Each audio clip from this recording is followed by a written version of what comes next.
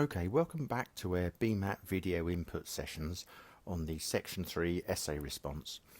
In the previous two videos we've looked at our first paragraph and how to write an explanation, and our second paragraph and how to write a counter-argument. And in this video it's the turn of the third and final paragraph where you're asked to forward your own position. Once again we might consider just why such a task might be important. And as before, with regards to the BMAT admissions test, anyhow, we can see that its importance for us, vis-a-vis our access to the higher mark bands, is contingent on how we go about representing what we think on an issue and defend this position with plausible reasons. A midpoint mark of 3 is fairly undemanding and only requires evidence of an intention to provide argumentation, whereas on a level up, we're moving beyond evidence of intention to competence in performance. And at the highest level, logical order with regards to lines of reasoning, the truth of premises employed, clarity of exposition, and the persuasive effect of the overall argument are taken into consideration. Quite a test. But let's take a look at just what the final paragraph looks like. As with the explanation and the counter-argument sub-rubrics, the third paragraph has a very common structure, and that is you're asked to what extent you think or agree with the proposition in whole or some part of it. Anyway, we've hit upon the key phrase, to what extent, and we need to consider here just what this might mean. Pause the presentation here and reflect upon how you would interpret this phrase and how you would go about positing a direct answer to it. Well, perhaps if you're considering the extent of something in normal language, we might use some of these phrases. But while they might fit with regards to your question love of coffee, they don't seem appropriate with regards to your agreement with nuclear disarmament. So just how might we approach such a task command? Well, rather than the depth of argument and issuing of some sort of subjective review, we might read extent excuse me, as the range of circumstances in which we would agree. In other words, we would in this circumstance, but not in that, for reasons stated. This would at least give the reader a clear signal as to how we wish to apply our reasons. But there is a further approach, and that is to use necessary and sufficient condition. Some of you may have heard of this, but for those of you that haven't, I'd like to introduce it to you to help you to see the relationship between concepts clearly and present your thoughts in a likewise clear manner. There are potential issues with regards to their use, which we may overcome by the use of other approaches, but we can consider the alternatives another time. Anyway, let's consider what it is for something to be a necessary condition for something else. Here we're saying that if X doesn't occur or happen, then Y can't either. So if you're not a man, you can't be a father. Thus, it's necessary to be a man to be called a father. Is that all there is to it, I hear you ask? Well, no, let's look at when a condition is sufficient. If you are a man, are you automatically a father? Well, no, that doesn't sound right. But if you're a father, we can take it, in most conceivable circumstances, that you are a man. Thus, being a father is a sufficient condition for being a man. As if you are a father, that's enough or sufficient. There's really nothing else you need to do to establish that you are a man.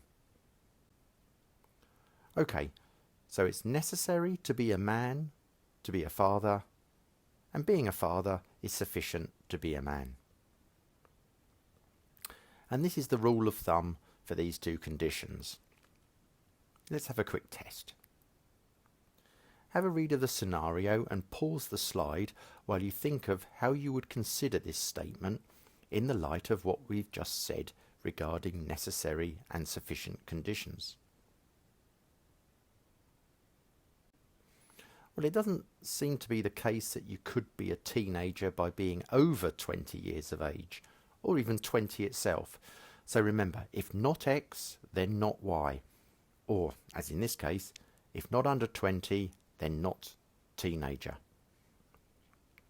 It's clear that you need to be under 20 to be a teenager, so it is a necessary condition.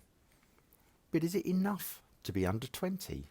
Well, no, because Amir could be 12 or 4, although that would appear unlikely from the photo.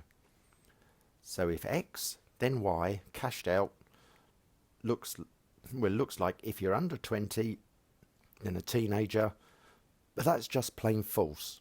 So the relationship between being under 20 and being a teenager is necessary, but not sufficient.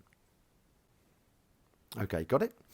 Right, let's dive back into our BMAT essay, and in particular Section 3, the position statement.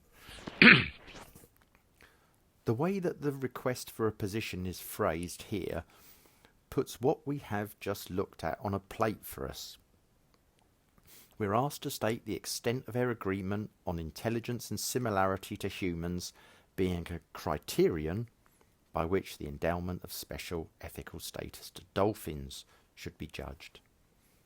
So what we have are two concepts, and by using necessary and sufficient condition and applying it to the criterion, we will be in a position to say something of value regarding the extent of our agreement with the assertion. And if we remember Amir and the investigation of the claim that he was under 20 years of age, he was a teenager, we're going to have something to say regarding intelligent dolphins and claims to ethical status of non-personhood. My intuition in this regard is that we're going to find out that the alleged criteria is a necessary condition, but certainly not enough to carry the claim. Right, let's unpack that gobbledygook a bit. What I really mean to say is that intelligence and similarity to humans is a necessary condition of special ethical status, but not a sufficient one. And we will remember that to be a necessary condition, we need it to be at least in place. And if it's missing, that is intelligence and similarity, then all bets are off. But on its own, it's not going to be enough. We need more, that is other conditions. And if we have enough altogether, then the complete group would be sufficient to support the claim. But what sort of other properties might we need in a dolphin to qualify for our claim? Well, how about awareness of themselves as a being existing over time and control of desire for the benefit of others within the same species and outside of it? And a host of other key criteria, not least of which is social aspects of the species, something that dolphins would probably pass. But the test of necessary and sufficient condition is a rigorous one, and by its use it does appear that intelligence is a necessary condition, but not a sufficient one. And from this launch pad, we might enter a discussion on what other characteristics are needed to try to gain full sufficiency to carry the claim. Okay, this is all very fine for the theory, but how does it look on the page? Let's keep the rubric front and centre of our mind. We want to consider the claim that intelligence plus similarity to a human is sufficient to justify special ethical status. In this form, it's set up for our approach just nicely, and here's what the paragraph might look like. Pause the slideshow as ever and take a moment to read through this paragraph that's been framed with necessary and sufficient conditions to answer the question. Here I start to show the key elements in the paragraph. Firstly, our position statement that gives our response to the question in very clear and unambiguous language. After this, we give the reason why we believe what we believe, and that is our previously stated position above. Before going on to distinguish the claim itself and showing that we agree with what has been forwarded as reasons to believe the claim in the proposition, to the extent that such reasons are necessary, but on their own they're certainly not enough. Thus, the extent that we agree is shown to be one of agreement with the strength of the reasons forwarded, but disagreement overall on the grounds that other essential considerations have been overlooked. Our final comment is a sophisticated reflection that recognises that our response in this form is incomplete, and further comment can help fully represent our position with regards to the proposition. So let's have a quick recap. The position paragraph is invariably in the form of "to what extent do you agree?" This normally involves investigating a relationship between two or more variables or concepts. And the use of necessary and sufficient conditions can help us interrogate the claim with clarity and economy. It's worth noting that the claim will usually be necessary, because if it weren't, the question wouldn't even arise, and we would be confronted with concepts irrelevant to each other. But at the same time, the relationship is unlikely to be one of sufficiency, as once again the question wouldn't arise, as it would have already been satisfied. The normal situation is going to be that one part of the claim is necessary to the main contention, but it will be our job to find out what are the other conditions needed to make it sufficient. And the last thing to say is that it is helpful to finish with a different observation as a flourish, and to move your response from the solely analytic view of what is before you to a more expansive response that allows a full consideration of the proposition to be made. And there we have it. Just to finish, here is another such BMAT question. Once again, the use of our key approach is very helpful. Here, we can determine whether ambition is necessary for success as a political leader, and if it's sufficient or enough. Now, you can start to see how the very great majority of responses to such questions require an answer pointing out necessity plus reasons why, and lack of sufficiency and reasons why. And if you remember that response approach, you won't go far wrong in your Section 3 final paragraph.